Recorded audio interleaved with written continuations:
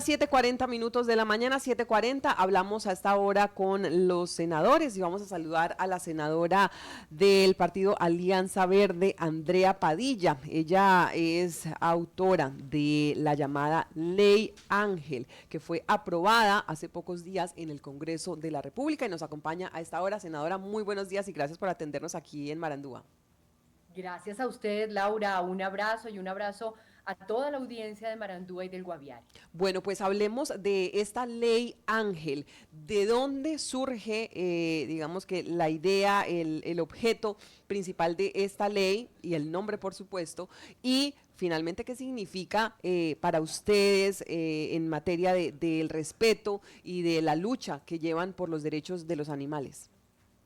Laura, esta ley tiene una importancia extraordinaria. Yo lo he dicho, se convierte en la herramienta normativa más importante en la lucha contra las peores formas de violencia a las que a diario sometemos a los animales en nuestro país y también en una herramienta para luchar contra la impunidad. ¿De dónde nace, Laura? De observar las violencias cotidianas contra animales domésticos y silvestres, la inoperancia del sistema judicial y las limitaciones que tiene la Fiscalía y la Policía a la hora de actuar. También, por supuesto, de la impunidad de más de 15.500 denuncias, Laura, que ha recibido la Fiscalía desde el 2017 por el delito contra los animales.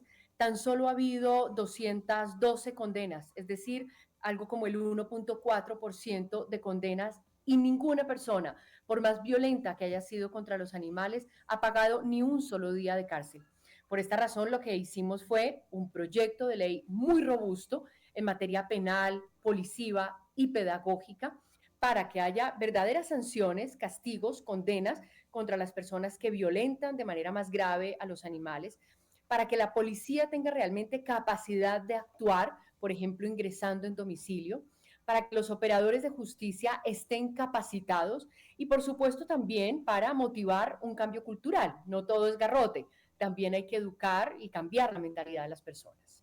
En este caso, este proyecto buscaba aumentar estas penas en materia de sanciones económicas. Senadora, ¿qué representa? Muchas veces acá estamos hablando y venimos justamente de un tema también en materia de denuncia, de una situación que se presentó con unos árboles y demás. Nos falta mano dura muchas veces y entonces ustedes lo que también pretendían con esto es llamar la atención, porque cuando no nos toca, entonces creemos que no es real esta situación. ¿Qué pasa con esas sanciones y esas multas económicas con esta nueva ley? Sí, Laura, lo que usted dice es absolutamente cierto, es decir, aquí nos falta mucha disciplina en el sistema para hacer esos cobros coactivos. Aquí la ley Ángel lo que está planteando es un aumento de las multas. Entonces, esas multas que antes tenían una mínima de 5 salarios mínimos legales mensuales vigentes, aumentan, aumentan de 15 a 30 cuando se le causa al animal una lesión grave y de 30 a 60 cuando la consecuencia es la muerte. ¿Qué es importante de este incremento? No solamente lo obvio, y es que quien cause un daño grave al animal, bueno, va a tener que pagar más de su pecunio, sino que también cuando aumenta esa multa, se convierte en más interesante para el sistema hacer el cobro coactivo. Mientras que cuando son esas multas pequeñas, pues es algo así como, ¿para qué nos desgastamos en ese cobro?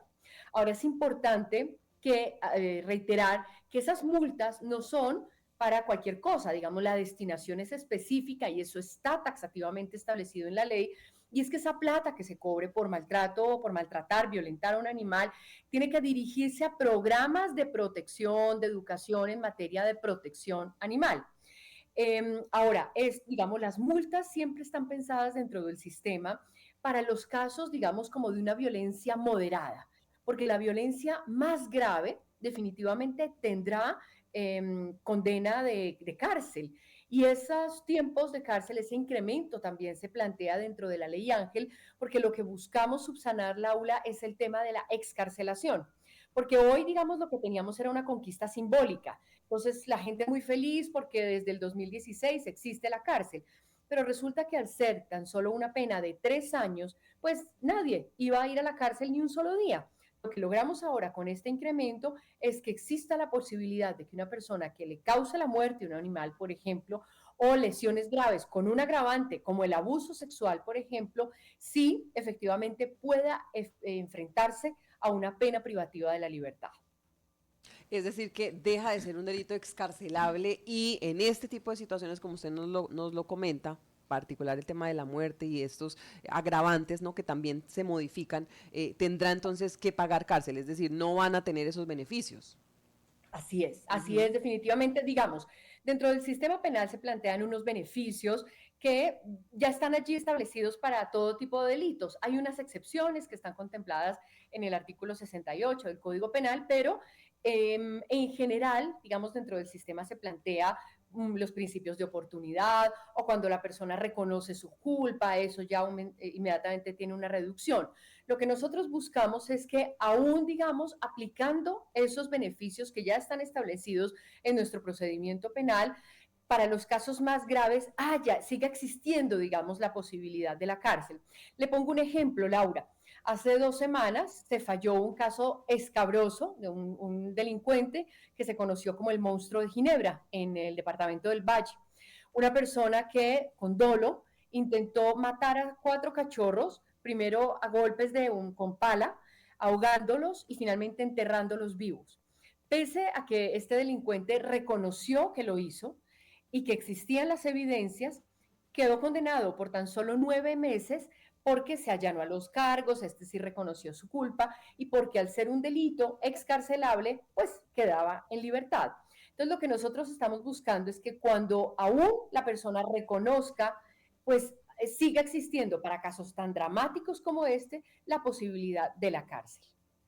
Claro, y aquí en este caso quería preguntarle por ese tipo de situaciones, senadora, que ustedes seguramente en la formulación y la recolección de estos casos han registrado. ¿Cómo está? Es que a veces uno no se alcanza a imaginar los casos de maltratos, de abusos a los animales. Por ejemplo, el tema de abuso sexual a mí todavía no me queda y no me entra en la cabeza, pero ¿qué tipo de situaciones? Es decir, ¿cómo está esa realidad hoy en el país frente a esos casos de maltratos y abusos en contra de los animales? Laura, el panorama es dramático no solamente por las cifras que son muy altas, pues ahora, digamos, mencionaba esta cifra de 15.500 denuncias, solo las que se hacen, es decir, ¿cuántas? Uy, caramba, se me cayó aquí alguien en la casa, perdón. Tranquila. ¿Cuántas quedarán sin denunciarse? Pero además es dramático por el nivel de violencia y de crueldad contra los animales. Nosotros recibimos, Laura, a diario solicitudes de ayuda para tramitar una denuncia de animales baleados, es decir, que mataron a disparo con arma de fuego, animales acuchillados, animales destruidos en su cuerpo con machete, animales quemados, vivos, despellejados, abusados sexualmente, empalados.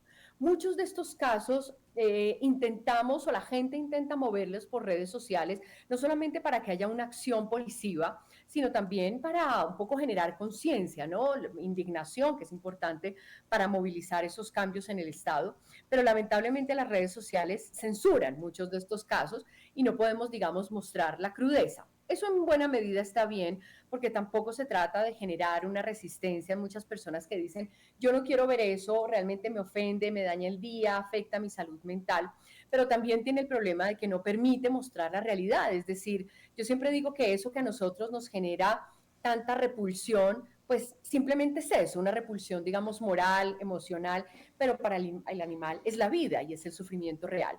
Entonces, Laura, realmente son unos casos, digamos, de una violencia exacerbada, que además también hablan de nuestra salud mental como sociedad. Y esta clase de leyes que buscan ser mucho más duras contra esta violencia, también tienen un propósito de convivencia en el fondo. No solamente se trata de proteger al individuo al ser sintiente, sino también de rechazar una conducta que es lesiva para el conglomerado social. Senadora, ¿cuáles son los animales más maltratados aquí en Colombia? Hmm. Ingrid, todos, es decir, claro, los casos que más generan repulsión, dolor, indignación, son los que se producen contra los seres más cercanos a nosotros en nuestra vida cotidiana y afectiva, que son los gatos y los perros. Pero aquí sufren los equinos, que no solamente son utilizados en actividades, digamos, rurales, sino también todavía como vehículos de tracción animal y en actividades turísticas. Sufren los animales silvestres, que no solamente padecen el tráfico ilegal, lo que implica ser sacados de su entorno natural, arrancados de su familia, separados de sus madres, sino lo que implica para ellos ser transportados horas en lanchas, en unas cajas cerradas, en tubos de PVC, hasta llegar finalmente a manos del comprador, del traficante, del comercializador, que le da una vida de miseria porque nadie vive bien fuera de su hábitat natural.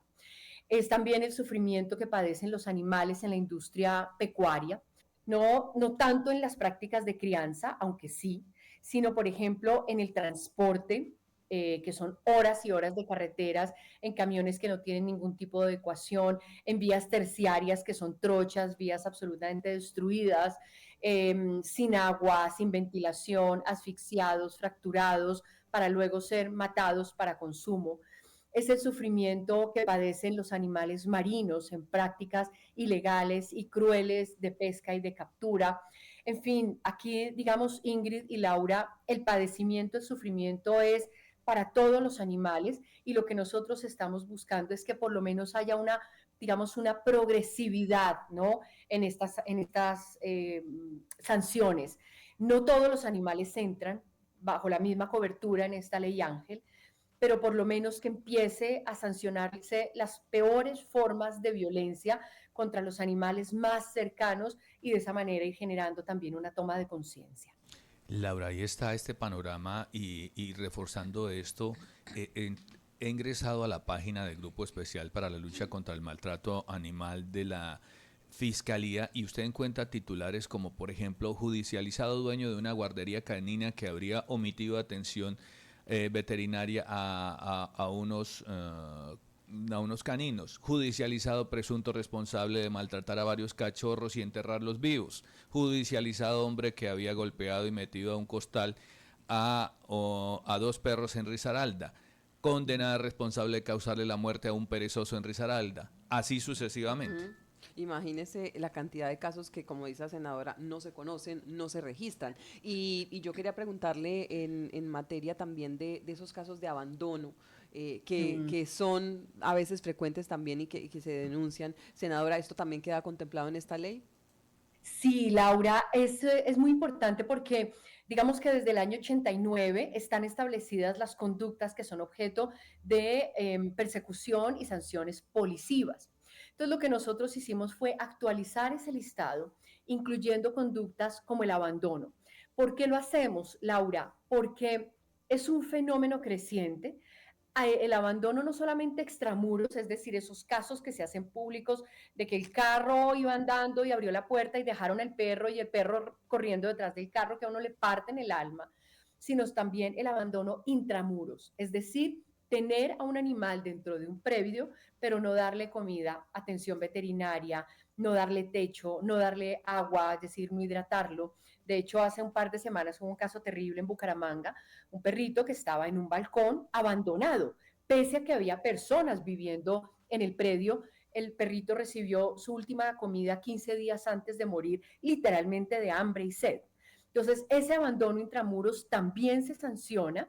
Aquí, Laura, Ingrid y Omar, el gran desafío va a ser la denuncia, la calidad de las denuncias que haga la gente y el material probatorio. Siempre es un desafío, no solamente para los casos contra los animales, los delitos, sino en general, porque a veces es difícil, digamos, probar que allí hubo dolo, hubo una intención de dañar la vida del animal. Sin embargo, yo sí aprovecho los micrófonos de Marandúa Estéreo para invitar a la gente a que haga la denuncia.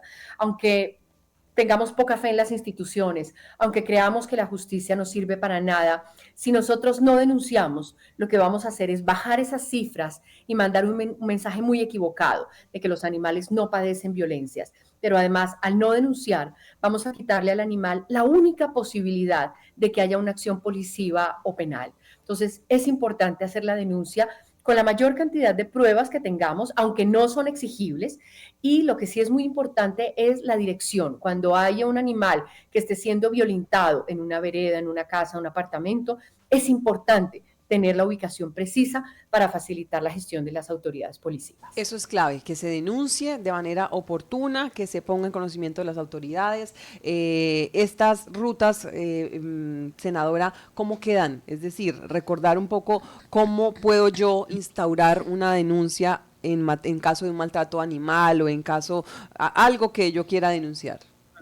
Gracias, Laura, por esa pregunta. Entonces, hoy, bueno, dentro de la ley Ángel se establece la creación de una ruta nacional de atención al maltrato animal. Esto es muy importante porque en muchos municipios, Bogotá es una historia, Medellín, Cali, pero en la inmensa mayoría del país, categoría quinta y sexta, los municipios, que es el 90% y más del territorio nacional, la gente no tiene claridad sobre las rutas de denuncia o quiere denunciar y el funcionario le dice, esto no es conmigo, estoy muy ocupado, coja oficio. Entonces, dentro de esta ley Ángel se establece la creación de una ruta que deberá establecer para cada municipio del país el correo electrónico o el número de WhatsApp o cuál es la puerta de la oficina que debe tocar el ciudadano para hacer la denuncia oral o escrita. ¿Y qué debe hacer en caso de que no le reciban la denuncia? ¿Cuáles son sus derechos como ciudadano?